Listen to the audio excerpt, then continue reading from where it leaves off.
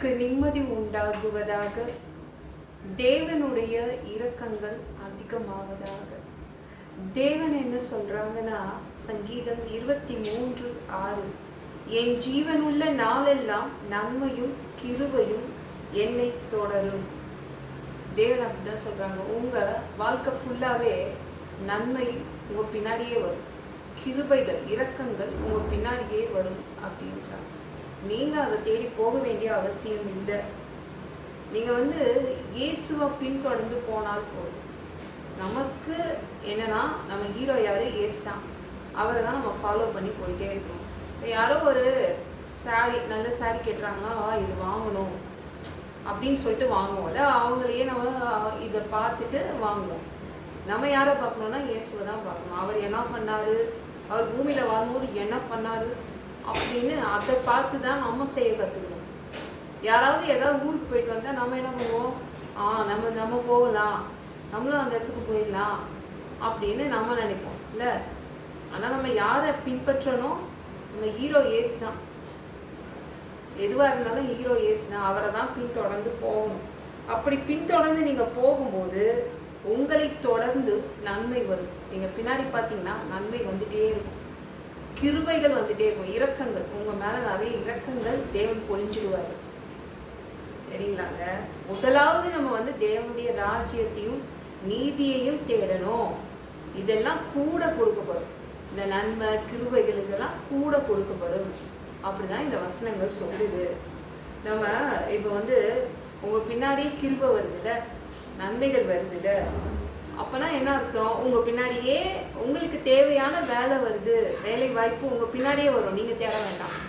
உங்களுக்கு தேவையான பணம் உங்க பின்னாடியே வரும். உங்களுக்கு தேவையான ஆரோக்கியம் உங்க பின்னாடியே வந்துடும் அப்படின்னு அர்த்தம். உங்க பின்னாடி உங்களுக்கு தேவையான நிம்மதி வரும். உங்களுக்கு பின்னாடி நன்மையும் கிருபையும் தொடரும். தொடர்ந்துக்கிட்டே இருக்கும். உங்க வாழ்க்கை ஃபுல்லா அது தொடரும். ஆனா நம்ம யாரு பின்னாடி போயிட்டு இருக்கணும்? இயேசு பின்னாடி. இயேசு தான் நம்ம ஹீரோ. அவர் எப்படி வாழ்ந்தாரோ இந்த பூமியில இருக்கும்போது அப்படிதான் நம்ம வாழணும்.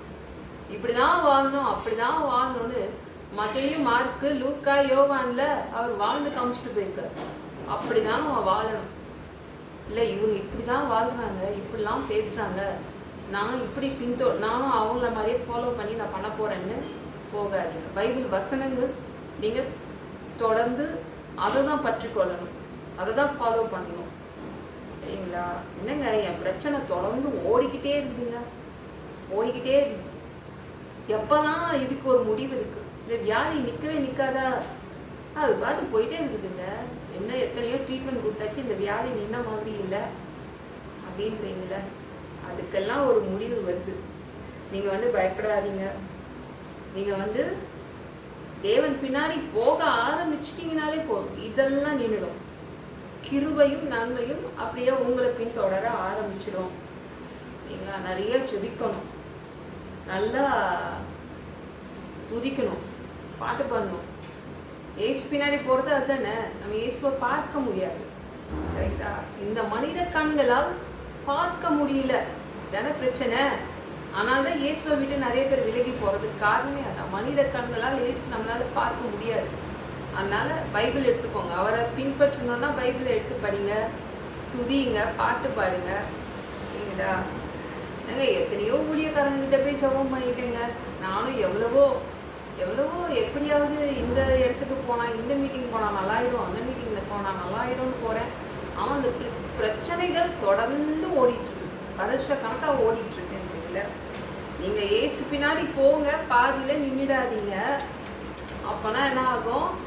இந்த உங்களுடைய பிரச்சனைகள் தொடர்ந்து வருதுல்ல, அதுவும் நின்றுடும். அதுக்கப்புறம் எது தொடரும்? நன்மை தொடரும், கிருபைகள் எல்லாம் தொடர ஆரம்பிச்சிடும். சரிங்களா?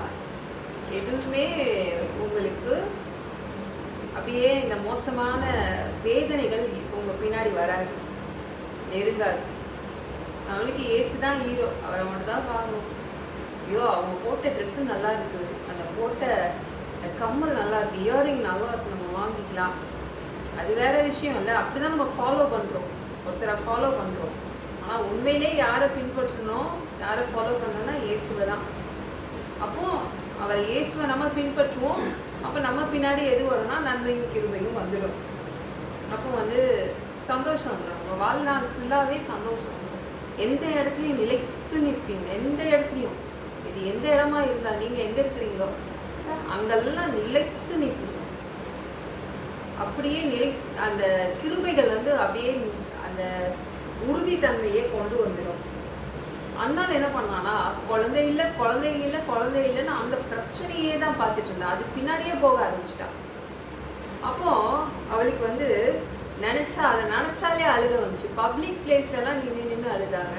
பொது இடங்களில் எல்லாம் அழ ஆரம்பிச்சிட்டா. தேவாலயத்துல வெளியில நின்று அழுதா. கஷ்டம் இல்லை இது.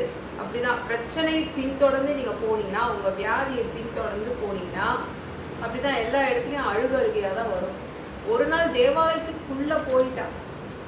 அங்க ஜெபம் பண்ணா. அதுக்கப்புறம் தேவனை பின்தொடர ஆரம்பிச்சதுல இருந்து அவளுக்கு சந்தோஷம் வந்துருச்சு. அவ்வளவுதான். அதுக்கப்புறம் அவ வாழ்க்கை ஃபுல்லா நன்மை தொடர்ந்துச்சு, கிருபைகள் தொடர்ந்துச்சு. அவங்க பையன் யார் தெரியுமா? சாமுவேல் தீர்க்கதரிசி. குழந்தையும் கிடைச்சிருச்சு. சாமுவேல் தீர்க்கதரிசி இஸ்ரவேல்ல அவங்க ஒரு பெரிய தீர்க்கதரிசி இல்ல, அந்த நாட்டையே அவங்க தான் நியாயம் தீர்த்தாங்க. அந்த நாட்டுக்கே ஒரு ராஜா மாதிரி. அதனால அண்ணாள் வாழ்க்கை எப்படி இருந்திருக்கோம்ல, ஃபுல் நன்மை தான். அப்படியே ஃபுல்லாக நன்மை வந்துச்சு, தொடர்ந்துச்சு. தொடருங்க, நன்மைகள் தொடரும், பிரச்சனைகள் தொடராது, நன்மைகள் தொடர ஆரம்பிக்கும். ஏசு ஏசு ஏசுன்னு சொல்லுங்க. மனசு ஃபுல்லாக ஏசு ஏசு ஏசு நிறைய வசனங்களை சொல்லுங்க. அப்படிதான் நம்ம பின்தொடர முடியும். இல்லை ஏசு நம்ம கண்ணு முன்னாடி தெரிய மாட்டேங்குது. ரொம்ப பரிசுத்தவான்கள்ல பார்க்கலாங்கல்ல. நல்ல ஜெபம் பண்ணால் நம்ம அவரை பார்க்க முடியும். அதிகாலையில் எழுந்துட்டீங்கன்னா நீங்கள் பார்க்கலாம். தரிசனம் அவர் உங்களுக்கு நல்ல விஷன் கொடுப்பாரு. நல்லா நீங்கள் அவரை தரிசனத்தில் பார்க்க முடியும். நீங்கள் கவலைப்படாதீங்க. அவரை பின்தொடர்ந்து போங்க. உங்கள் பின்னாடி நன்மைகள் வரும், கிருபைகள் வரும். இந்த வீடியோ பிடிச்சிருந்துச்சுன்னா மற்றவங்களுக்கும் ஷேர் பண்ண மறக்காதீங்க. கர்த்தர் தாமே உங்களை ஆசீர்வதிப்பாராக. ஜெபம் பண்ணலாமா? அன்பு பிதாவே, உங்க பிள்ளைங்க உங்க பாதத்துல வந்திருக்காங்கப்பா. சாமி இரக்கம் செய்யுங்க, இறங்குங்க பா. உங்க பிள்ளைங்க பின்னாடி நன்மைகள் வரும், கிருபைகள் வரும். தொடர்ந்து உங்க பிள்ளைங்களை தொடர்ந்து வரும். இந்த வியாதிகள் இனிமேல் தொடராது. வருஷக்கணக்காக தொடர்கின்ற வியாதிகள், பிரச்சனைகள் எல்லாம் ஓய போகிறது. அதுக்காக நன்றி. எல்லாம் பொல்லாத பிசாசுகள், ஏவல்கள், மந்திரங்கள், தற்கொலையாவிகள், பயத்தினாவிகள், பலவீனப்படுத்துகின்ற ஆவிகள் எல்லாம் இயேசு என்ற பெயரினை கொண்டு துரத்துகிறேன். ஓடிப்போ. பிள்ளைங்களை ரத்த கொட்டிக்குள் மறைச்சுக்கோங்க. சுத்தாவியாக இருக்குங்க. ஞானஸ்நானம் எடுக்கணும். ரட்சிப்பீராக. இயேசுவின் காயப்பட்ட தளர்வுகளால் எல்லா வியாதிகள், எல்லா பலவீனங்களும், கேன்சர் போன்ற வியாதிகளும் சரியாகுவதாக, மரணப்படுத்திகள் சரியாகுவதாக, பரம்பரை வியாதிகள் சரியாகுவதாக.